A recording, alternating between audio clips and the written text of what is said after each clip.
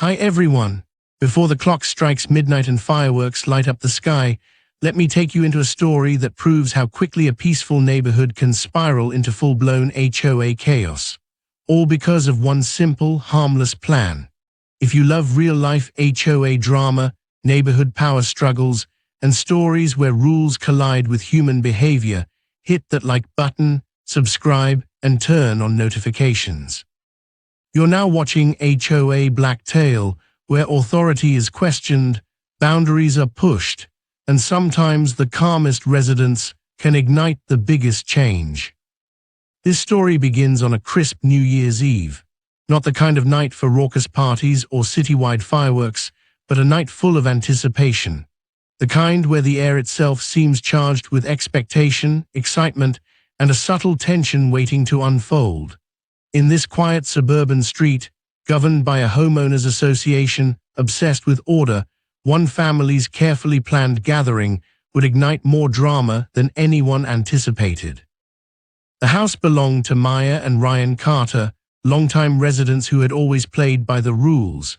Perfect lawns, hidden trash bins, and courteous greetings were their norm. They had no intention of stirring trouble, just a small gathering with close family and 2 nearby friends. Music would stay indoors. Cars would fit in the driveway. Snacks and drinks were modest. Everything was meticulously planned. But in HOA neighborhoods, intentions rarely matter as much as perception. Days before New Year's Eve, Lydia Blake, an HOA board member with a reputation for strict oversight, noticed whispers of the upcoming celebration. She didn't verify details. She didn't clarify anything. Instead, she immediately sent an official notice, warning of potential violations related to gatherings, noise, and parking. The message implied guilt, threatened fines, and suggested the Carters reconsider their plans. Maya and Ryan were puzzled. Their private dinners, Thanksgiving feasts, and even Super Bowl parties had gone unnoticed for years. Now a quiet New Year's dinner was being treated like a threat to public order. The timing added pressure, leaving almost no room to respond or appeal. But the Carters stayed calm. They had followed all rules, coordinated carefully, and intended no disruption. Behind the HOA's warning was one thing: control. Lydia believed every gathering, every cheerful noise, and every minor deviation from silence threatened her vision of perfect order. She monitored decorations, counted cars, and interpreted rules with strict, almost obsessive scrutiny. New Year's Eve, with its promise of warmth, laughter, and a few fireworks, felt like an outright challenge to her authority.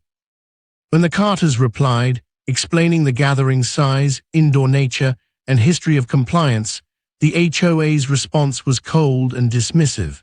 It encouraged reconsideration for the sake of community harmony. That word, reconsider, felt more like a command than advice. But the notice didn't remain private for long. Word spread among neighbors, and what began as frustration slowly morphed into curiosity and quiet solidarity. By the evening of New Year's Eve, the Carters faced a choice: cancel their dinner and let fear dictate the night, or proceed thoughtfully within the law and show the HOA the limits of its authority. They chose the latter. Music stayed low, cars were coordinated, guests were respectful. The goal wasn't rebellion, it was celebration without intimidation. Unexpectedly, support began trickling in. Neighbors dropped snacks, offered extra chairs, or just showed up briefly to share in a simple act of community. By midnight, what started as a family dinner had grown into a quiet but visible statement. The street could enjoy a lawful celebration without fear.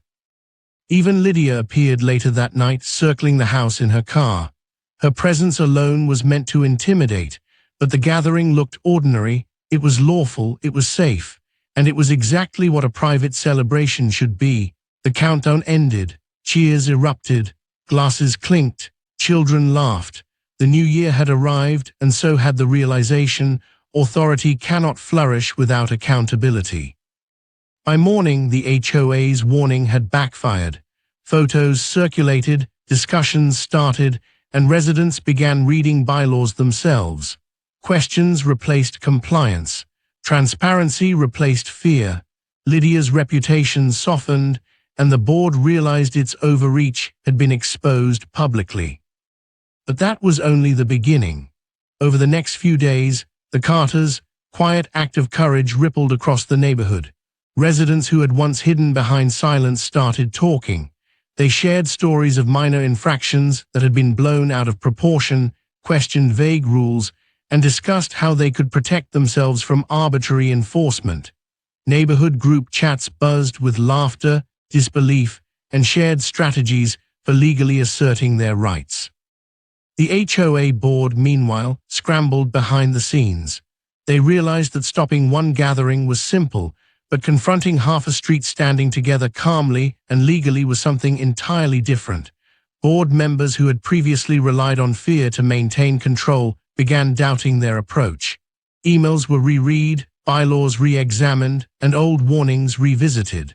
A pattern emerged: selective enforcement, intimidation tactics, and overzealous reporting.